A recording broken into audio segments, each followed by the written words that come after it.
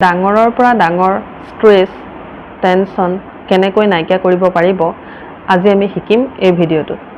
নমস্কাৰ বন্ধুসকল, পোনপ্ৰথমে মই আস্থাই আপোনালোকক আকৌ এবাৰ মোৰ অন্য এটি ভিডিঅ'লৈ স্বাগতম জনাইছোঁ।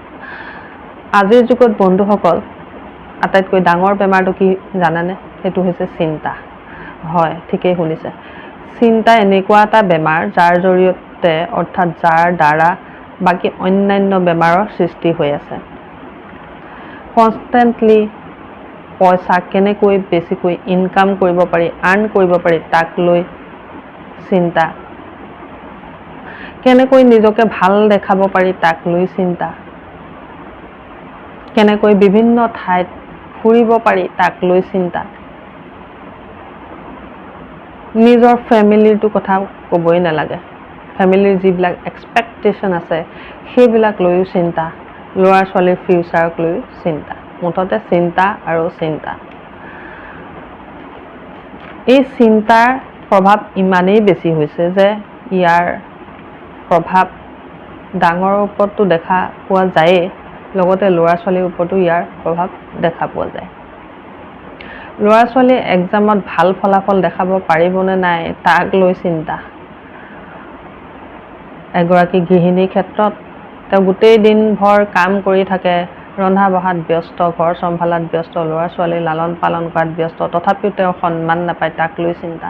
ক্ৰমান্বয়ে এনেধৰণৰ চিন্তাই মানুহৰ মাজত কিহৰ সৃষ্টি কৰিছে জানেনে? এই সমস্যাৰ সৃষ্টি কৰিছে, ক্ৰমান্বয়ে হাই কাজিয়াৰ সৃষ্টি কৰিছে, ডিভোৰ্চেছ বাঢ়ি গৈছে, শান্তি ভংগ হৈছে আৰু মানুহে হেপী থাকিবলৈ পাহৰি গৈছে। ৱৰ্ল্ড হেপিনেছ ইণ্ডেক্সে যেতিয়া ছাৰ্ভে কৰিছিলে 143খন দেশৰ ভিতৰত, তেতিয়া আমাৰ ভাৰতবৰ্ষৰ স্থান আছিলে 124। আৰু এই 24 স্থানটো ভাৰতে কিয় পাইছিলে জানেনে? কাৰণ ভাৰতৰ মানুহবিলাকে নিজকে প্ৰতিটো ক্ষেত্ৰত হীন বুলি ভাবে। হীন মানে হৈছে নিজকে আনতকৈ কম বুলি ভাবা। যদি টকা পইচা নাই নিজকে খুব হীন বুলি ভাবে। যদি অলপ কাপোৰ কানি বেয়া হয় তেতিয়াও হীন বুলি ভাবে। পঢ়া শুনাটো কথা বাদেই দিছোঁ, পঢ়া শুনাত যদি অলপ বেয়া হয় নিজকে কিবা হীন ভাৱ তেওঁলোকৰ মনত আহে। গতিকে এই হীন ভাৱটোৱে আমাৰ ভাৰতীয়সকলৰ মাজত বেছি হোৱা দেখা যায়। তো যেতিয়া টকা পইচা কম থাকে তেতিয়া মনটো বেয়া লাগে, মোৰ টকা পইচা নাই, বেলেগৰ টকা পইচা আছে, সেইটো লৈও মনত এটা গিল্ট ফিল হয় বা হীন ভাৱ আহে। এই চিন্তাবিলাক এনেধৰণৰ এই চিন্তাবিলাক যেতিয়া মানুহে টাইটকৈ হোল্ড কৰি ৰাখে তেতিয়া এইবিলাক সমস্যা বা টেনশ্যনৰ সৃষ্টি হয়। যদি আমি এই চিন্তাবিলাক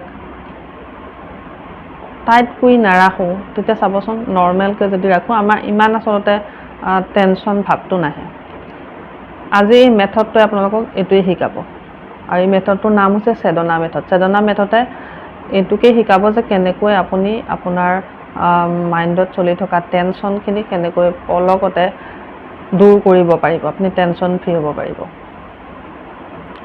যেতিয়া ধৰি লওক আপোনাৰ টকা পইচা কম আছে, এই চিন্তাটোক লৈ যেতিয়া আপুনি হোল্ড কৰি ৰাখিব বহুত দেৰি, আপুনি ভাগৰি পৰিব।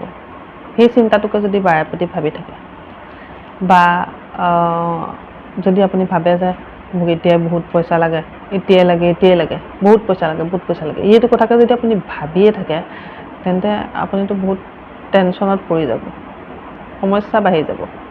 গতিকে বা আপুনি হেল্থৰ ক্ষেত্ৰতো আপোনাৰ কিবা এটা অসুখ হৈছে, আপুনি বিচাৰিছে আপুনি এতিয়াই ভাল হৈ যোৱাটো, এতিয়াই ভাল হৈ যাব লাগে, মুঠতে সকলো বেমাৰ আপোনাৰ নাইকিয়া হৈ যাব লাগে, তেনে ক্ষেত্ৰতো এই চেতনা মেথড কামত আহে। ধৰি লওক আপুনি বিচাৰিছে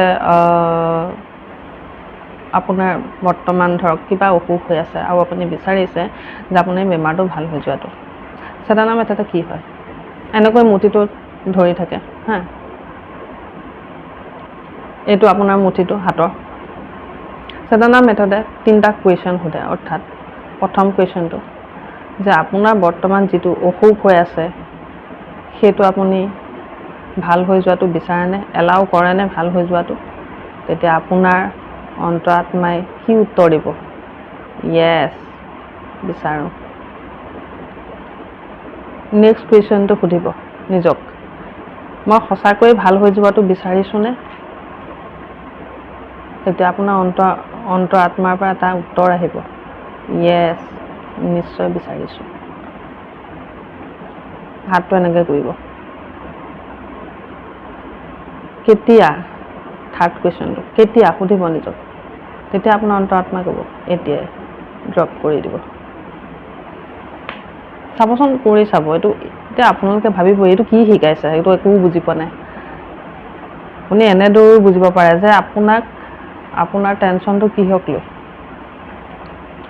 আপুনি বিচাৰিছে বহুত টকা পইচা আপুনি এট্ৰেক্ট কৰিব বিচাৰিছে নিজৰ লাইফত, টকা পইচা বিচাৰিছে নহয় জানো? তেতিয়া আপুনি কি কৰিব, এনেকৈ আপুনি 3টা কুৱেশ্যন নিজক সুধিব, নিজক সুধি চাব।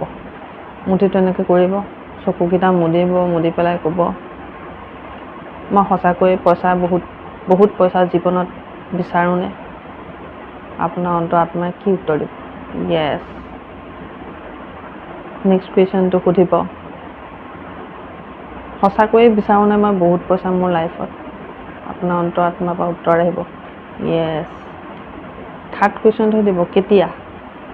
আপোনাৰ অন্তৰাত্মাই ক'ব এতিয়া, ড্ৰপ। কৰি চাব।